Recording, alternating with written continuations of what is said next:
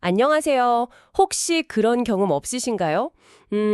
말로는 딱 설명하기 어려운데 뭔가를 이렇게 직감적으로 알거나 강하게 느꼈던 그런 순간이요. 왜 아는지 또 어떻게 아는지는 잘 모르겠는데 그냥 이거다 싶은 그런 느낌 있잖아요. 이게 바로 오늘 저희가 좀 깊게 파헤쳐 볼 주제, 알고 있지만 생각해보지 않은 것과 아주 깊은 관련이 있을 수 있습니다. 네, 맞아요. 바로 설명하기는 참 어려운데, 근데 분명히 존재하는 우리 안의 어떤 비언어적인 세계, 그 숨겨진 지식에 대한 이야기죠. 보내주신 자료, 특히 그 애착이론이랑 임상실제 다룬 책 8장, 비언어적 경험과 알고 있지만 생각해보지 않은 것, 자기의 정서적 핵심에 접근하기. 네, 이 내용을 중심으로 오늘 좀 깊이 들어가 보려 합니다. 네, 맞아요. 저도 그 자료 보면서 되게 흥미로웠던 게 우리가 평소에 말로 다 표현하지 못하는 그런 경험들 있잖아요. 그런 비언어적이고 또 때로는 무의식적인 우리 마음 깊은 곳의 정서적 핵심에 그럼 어떻게 다가갈 수 있을까? 이걸 이제 애착 이론이라는 틀하고 또 실제 상담 현장의 경험을 통해서 보여준다는 점이었어요. 네, 그래서 오늘 저희 목표는요. 왜 이런 말로 잘 표현되지 않는 경험들이 우리의 관계나 혹은 뭐 자기 이해에 그렇게나 강력한 영향을 미치는지 그 비밀을 한번 같이 풀어보는 겁니다. 들으시면서 아하 하는 그런 순간도 좀 경험하시고 또 이 이야기들이 내 삶과는 어떻게 연결될 수 있을까? 이렇게 생각해보는 시간이 되면 좋겠습니다. 좋습니다. 그럼 가장 핵심적인 개념부터 한번 짚어보죠. 자료에서 보울비나 볼라스 같은 학자들이 이야기한 알고 있지만 생각해보지 않은 것? 이게 도대체 뭘까요?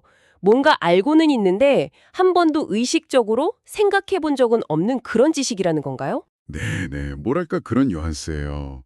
우리가 의식적으로 나는 이걸 알아 이렇게 생각하거나 말로 명확하게 설명하지 못하는 거죠. 하지만 그게 분명히 존재하면서 우리의 행동이나 감정, 특히 다른 사람하고 관계 맺는 방식에 아주 깊숙이 영향을 미치는 것. 이게 단순히 그냥 잊어버렸다가 나중에 떠올리는 그런 기억하고는 좀 결이 달라요. 아, 그냥 까먹은 게 아니라 애초에 말로 이렇게 정리되거나 저장된 적이 없는 그런 종류의 알미군요. 맞아요. 주로 한 두 가지 경우를 생각해 볼 수 있는데요. 하나는 이제 우리가 말을 배우기 이전, 아주 어릴 때의 경험들, 예를 들면 엄마와의 그런 비언어적인 교감 같은 것들이 있잖아요. 또 하나는 너무 고통스럽거나 아니면 좀 압도적인 경험이어서 당시에는 그걸 언어로 이렇게 소화하고 이해할 여유가 없었던 경우, 뭐 트라우마 같은 경험들이겠죠. 이런 것들은 내가 그때 이랬지 하는 식의 이야기 형태의 기억이 아니라 몸의 감각이나 아니면 갑자기 훅 올라오는 감정, 혹은 관계 속에서 반복되는 어떤 패턴 안에 약간 암호처럼 저장되는 경향이 있어요. 일종의 몸이 기억하는 관계 방식이라고 할까요? 자료에서도 이걸 암묵적 관계 지식이라고 부르기도 하더라고요. 와, 몸이 기억하는 관계 방식이라니. 그 표현이 확 와닿는데요. 마치 자전거 타는 법을 우리가 머리로 아는 게 아니라 몸으로 기억하는 것처럼요. 관계 안에서 우리가 무의식적으로 따르는 그런 감정의 내비게이션 같은 거네요. 생각해보면 초기에 아기랑 엄마가 어떻게 상호작용했는지가 나중에 그 관계 패턴에 영향을 준다는 연구들도 있었잖아요. 뭐 눈맞춤이나 표정, 목소리 톤 같은 아주 미묘한 신호들을 주고받으면서 형성된 그 무언의 대화, 그게 바로 이 암묵적 관계 지식의 뿌리가 되는 거군요. 네, 그렇습니다. 이게 그냥 뭐 심리적인 이야기만이 아니고요. 뇌과학적으로도 어느 정도 근거가 있어요. 그 알렌 슈어 같은 학자들은 우리의 감정 조절이나 사회성을 담당하는 뇌 우측 반구 있잖아요. 이게 특히 생애 초기에 부모와의 비언어적인 상호작용, 그러니까 뭐 얼굴 표정, 목소리 톤, 안아주는 느낌 같은 것들을 통해서 발달한다고 강조하거든요. 반대로 트라우마 같은 아주 강렬한 부정적 경험은 이런 뇌 발달 과정을 좀 방해하고 그 경험의 기억을 말보다는 몸의 반응이나 강렬한 감정 형태로 저장하게 만들 수 있다는 거죠. 갑자기 막 욱하거나 아니면 확 얼어붙거나 하는 그 골머니 말한 소위 정서적 납치 같은 현상도 이런 맥락하고 관련이 깊다고 볼 수 있죠. 그렇군요. 그럼 우리가 소통할 때 말의 내용만큼이나 아니 어쩌면 그 이상으로 이 비언어적인 채널들이 중요하게 작동하고 있다는 거네요.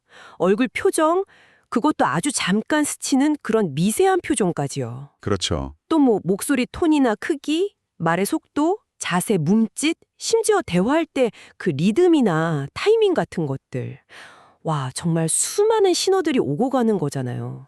아까 엄마랑 아기 얘기하셨는데 눈빛, 미소, 옹알이, 움직임, 스킨십 이런 걸로 마치 즉흥 춤을 추듯이 교감하는 모습 이걸 행위 대화라고 부르던데 이런 과정 속에서 말 없이도 깊은 연결이 이루어지고 뭔가 중요한 암이 쌓이는 거군요. 바로 그 점이 어쩌면 지금 듣고 계신 분들에게도 중요한 시사점을 줄 수 있어요. 혹시 누군가와 이야기하는데 상대는 분명 괜찮아, 아무 문제 없어 라고 말을 해요. 근데 당신은 왠지 모르게 마음이 좀 불편하거나 저 사람 진짜 괜찮은 거 맞아? 하는 그런 느낌을 받은 적 없으신가요? 아, 있죠. 네, 그건 아마 당신의 그 무의식이 상대방의 말 내용보다는 그 너머의 비언어적인 신호들, 뭐 미묘하게 떨리는 목소리라던가 굳은 표정, 불안한 시선 같은 것들이 있잖아요. 그런 걸 감지하고 있기 때문일 수 있어요. 당신 안에 있는 그 암묵적 관계 지식이 과거의 경험이랑 연결지어서 지금 뭔가 이상 신호가 감지됐어 하고 이렇게 알려주는 거죠. 어찌 보면 말보다 몸이 더 정직할 때가 많은 셈이에요. 와, 듣고 보니 정말 그런 순간들이 있었던 것 같아요.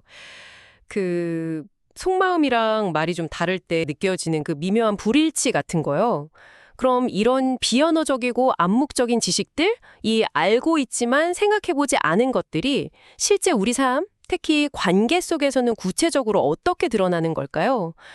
자료에서 그 재현이라는 개념을 되게 중요하게 얘기하던데요. 네, 재현은 말 그대로요. 과거의 중요한 관계 경험, 특히 어린 시절 부모님과의 관계에서 형성된 감정이나 기대, 관계 패턴 같은 것들 있잖아요. 이런 것들이 현재의 다른 관계 속에서 나도 모르게 반복되는 현상을 말해요. 주로 말보다는 행동이나 어떤 분위기, 감정적인 반응을 통해서 나타나죠. 마치 좀 오래된 연극 대본을 가지고 와서 새로운 배우, 그러니까 지금 만나는 사람하고 함께 무의식적으로 그 연극을 다시 하고 있는 것과 비슷하다고 할 수 있어요. 오래된 연극을 무의식적으로 반복한다. 흥미로운 비유인데요. 자료에 나온 그 엘리엇이라는 분의 사례가 딱 그런 예시 같아요. 상담을 받으면서 치료자가 해주는 막 똑똑한 해석이나 위로의 말 이런 것보다도 어느 순간 자신을 향한 치료자의 목소리 톤이 미묘하게 변했을 때 바로 그때 비로소 이 사람이 정말 나를 알아주는구나, 연결되었구나 하고 강렬하게 느꼈다는 그 이야기요. 말의 내용, 그러니까 가사가 아니라 그 말을 감싸고 있는 비언어적인 분위기나 느낌, 그 음악이 자기 내면 깊은 곳에 무언가와 딱 맞아떨어진 순간이었던 거죠. 와, 이게 바로 비언어적인 조율의 힘이군요. 정확히 보셨어요. 그래서 요즘 많은 심리치료 전문가들은 내담자가 하는 이야기의 내용뿐만 아니라 바로 이런 재현이 일어나는 방식, 즉 상담관계 안에서 느껴지는 분위기나 감정의 흐름, 비언어적인 상호작용 패턴에 굉장히 주의를 기울여요. 여기서 더 나아가면 치료자 자신이 내담자와 함께 있으면서 느끼는 감정이나 몸의 감각, 이걸 이제 역전이라고 부르기도 하고 자료에서는 체현, 엠바디먼트라는 표현도 쓰더라고요. 이런 내적 반응을 아주 중요한 정보로 활용합니다. 마치 치료자가 내담자의 내면 세계를 이렇게 비춰주는 거울이나 공명판 같은 역할을 하는 셈이죠. 치료자 자신의 느낌을 단서로 삼는다는 게 좀 신기하네요. 그게 그냥 주관적인 느낌일 수도 있지 않을까요? 물론 그럴 수 있죠. 그래서 치료자들은 자신의 반응이 이게 어디서 오는 건지 계속 성찰해야 해요. 그건 기본인데, 하지만 이제 숙련된 치료자들은 자신의 감정이나 신체 반응이 때로는 내담자가 말로는 표현하지 못하는 혹은 스스로도 잘 모르는 그런 내면 상태를 반영할 수 있다는 걸 경험적으로 알아요. 예를 들어 자료에서 그 슈어가 이야기한 단절과 복구 과정이라든가 스턴이 강조한 지금 여기 순간들 같은 개념들이 바로 이런 맥락하고 연결되는데요. 치료 관계 안에서 과거의 패턴이 재현되면서 뭔가 좀 어긋나거나 이게 단절이죠. 혹은 반대로 아주 강력하게 연결되는 듯한 느낌, 이게 지금 여기 순간, 이 들 때 바로 그 순간이 이 암묵적 지식이 수면 위로 드러나고 그걸 함께 탐색하면서 새로운 경험으로 나아갈 수 있는 아주 중요한 기회가 될 수 있다는 거예요. 그러니까 과거 패턴의 반복이 물론 고통스러울 수 있지만 동시에 그게 변화의 문이 될 수도 있다는 거군요. 그 금도금 환자 사례도 비슷한 맥락에서 이해할 수 있겠네요.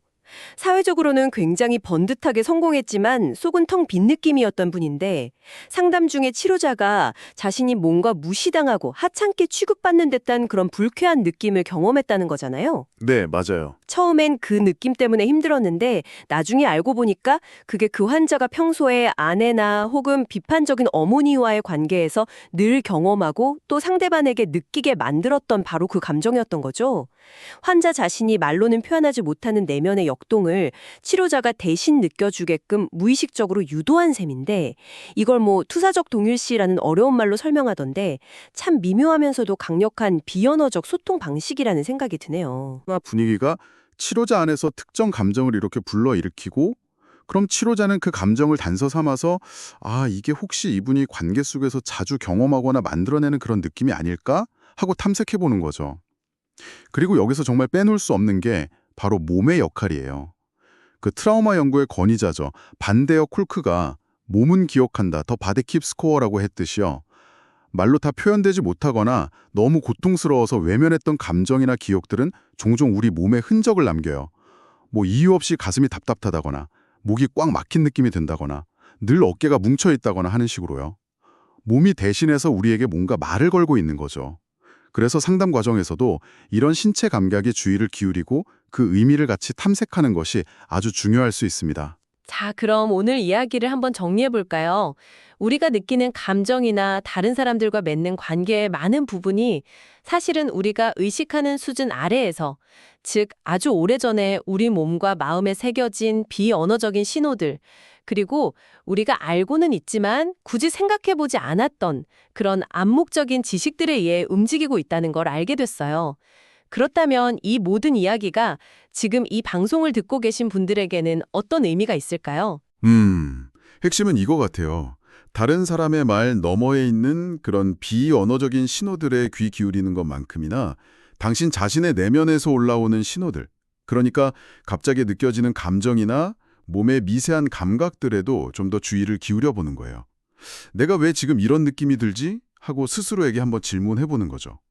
또 혹시 당신의 관계 속에서 자꾸 반복되는 어떤 패턴이 있다면 그게 혹시 아주 오래된 암묵적 관계 지식이 보내는 신호는 아닐까 하고 한 번쯤 돌아볼 수도 있겠죠.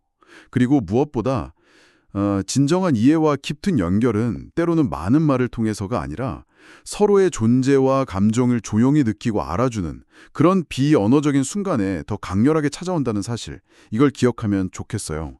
자료에서도 강조했듯이 진정한 소통은 때로 안에서부터 듣는 것, listening from the inside out에서 시작되는 것 같아요. 네, 마지막으로 한번 생각해 볼 질문을 던지면서 마무리하고 싶습니다. 오늘 이야기 나눈 것처럼 상담 전문가들은 내담자를 더 깊이 이해하기 위해서 자신의 내적인 반응, 그러니까 감정과 몸의 느낌을 중요한 정보로 활용한다고 했잖아요. 그렇다면 만약 당신이 일상에서 누군가와 소통할 때 상대방에게 집중하는 동시에 당신 자신의 내면에서 어떤 감정이 올라오고 어떤 신체 감각이 느껴지는지에 조금 더 관심을 기울여 본다면 어떨까요? 어쩌면 당신 안에 그 알고 있지만 생각해보지 않은 것이 바로 그 관계에 대해서 그리고 당신 자신에 대해서 아주 중요한 무언가를 속삭여주고 있을지도 몰라요. 한번 조용히 귀 기울여 보시는 건 어떨까요?